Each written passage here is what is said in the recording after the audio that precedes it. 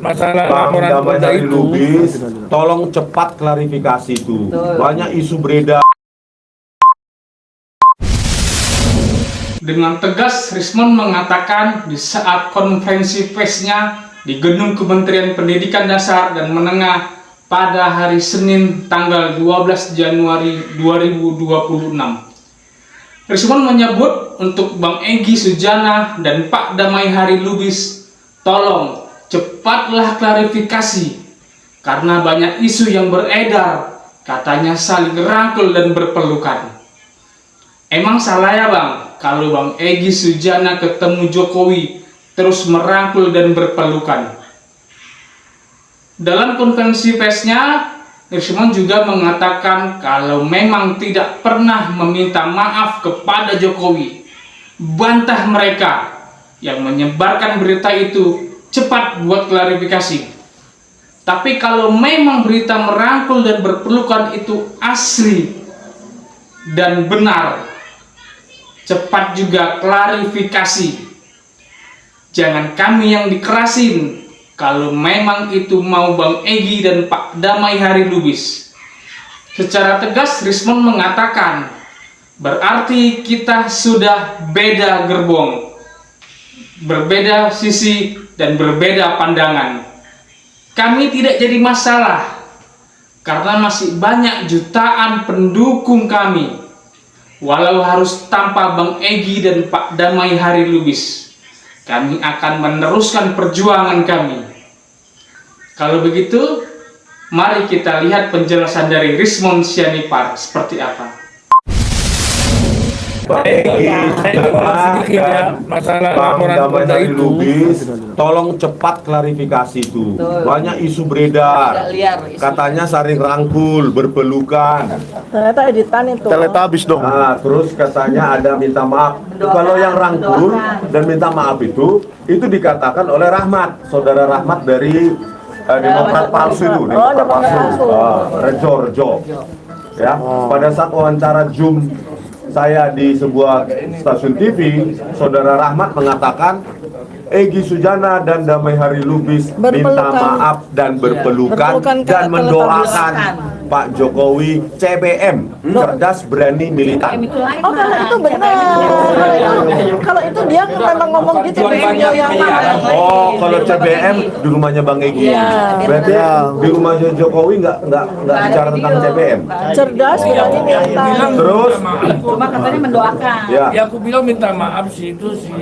Ya aku bilang pengacaranya Oh, ya, bahwa Bang Egy Egy minta maaf. Di samping isu tentang berkoper-koper itu, ya berpuluh-puluh ratus miliar itu, Isu ya, tolong isu. juga ya isu itu klarifikasi juga keberadaan penyidik dan atasannya. Penyidik Polda Metro Jaya, saya tahu sih inisialnya, tapi mending saya nggak tahu. Nggak usah lah. Nggak usah. Inisial bla bla bla. Itu kan keterangan dari Bang Egy. Dan atasannya kalian berada di tempat yang sama dan waktu yang sama di Jalan Kutai Utara. Ya, di Sumber. Itu benar atau tidak? Itu perlu diklarifikasi. Itu.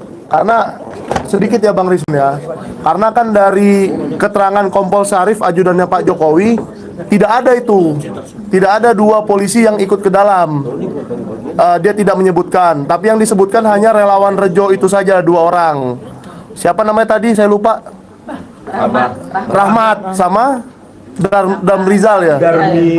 Ya agak sulit namanya.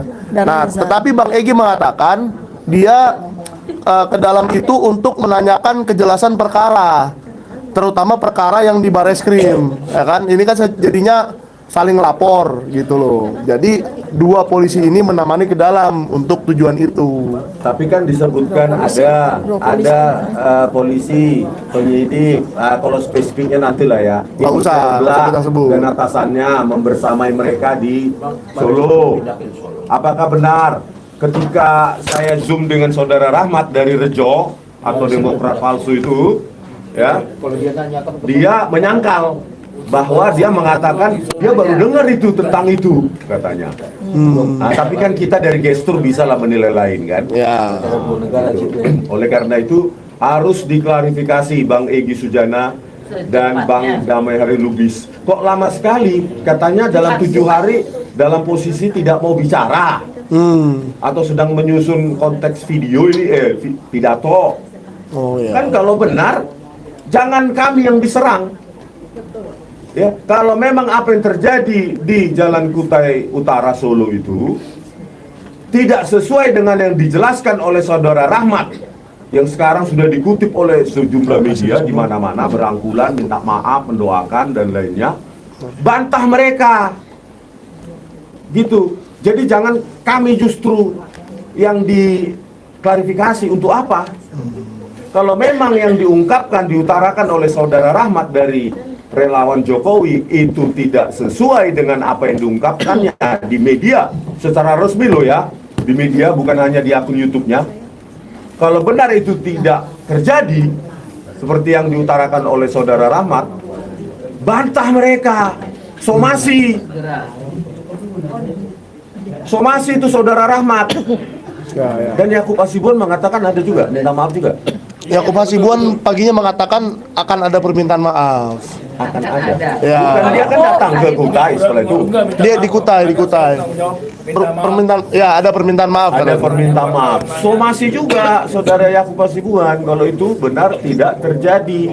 Jangan kami yang dikerasin, Bang Rahmat Jana dan Bang Damai Hari Lubis. Atau kalau memang itu terjadi, nyatakan secara eksplisit, secara gentleman bahwa kita sekarang sudah berbeda gerbong, berbeda sisi. Gitu, gentleman. Ya.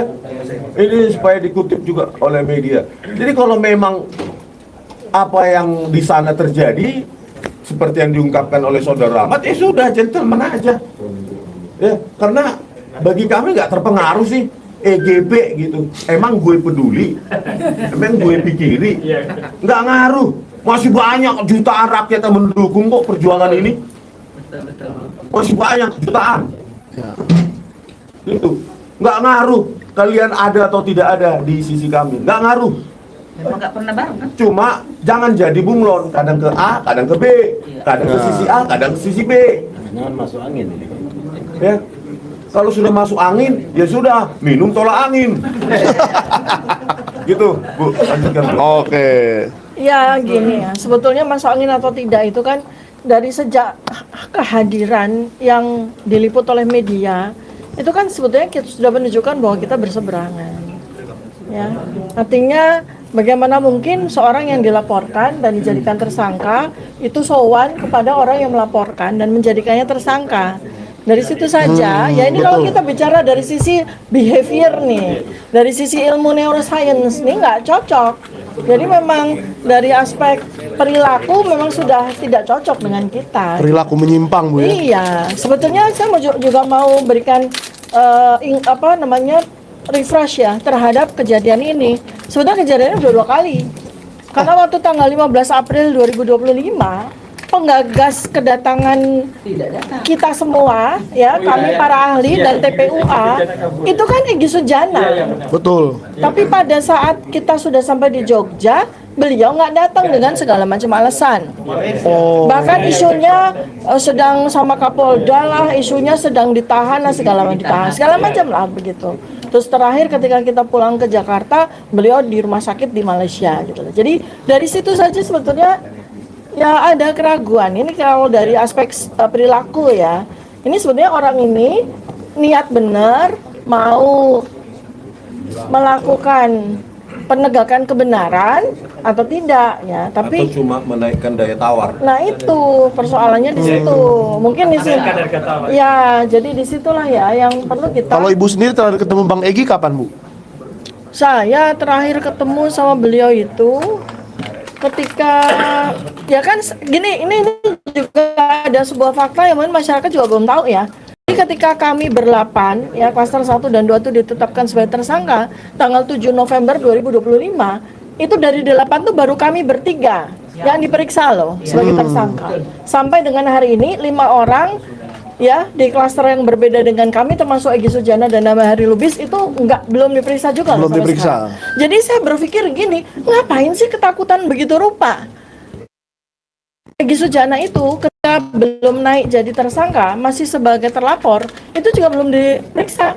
Karena beliau sakit ya, menyatakan sakit. Jadi Cuma pengacara yang hadir. hanya pengajian itu kan tidak mungkin ya, tidak mungkin. Jadi ketika jadi saksi memang hadir dengan kursi roda. Tapi begitu jadi terlapor, beliau tidak hadir karena sakit ke Malaysia atau ke Inggris gitu ya. Ya. Setelah jadi tersangka, 5 orang tersangka ini belum ada satu pun dilapor. Jadi kita santai aja. Katanya sih menunggu KUHP baru, KUHP Iya, baru. jadi artinya tidak ada sesuatu yang nggak ada sih. Kalau saya tetap berpegangan teguh kepada sebuah kebenaran dari hukum KUHP pelaksanaan per 2 Januari 2025 juga kan sudah jelas bahwa kasus ini nggak bisa dipidanakan karena sekarang KUHP 2026 itu menganut kepada restoratif justice, Ya, bukan setuju. bukan obstructive justice seperti KUHP lama ya. Ya. Jadi memang susah ini. Kita satu syarat-syarat atau unsur-unsur terhadap pasal-pasal juga tidak ada memenuhi unsur ya.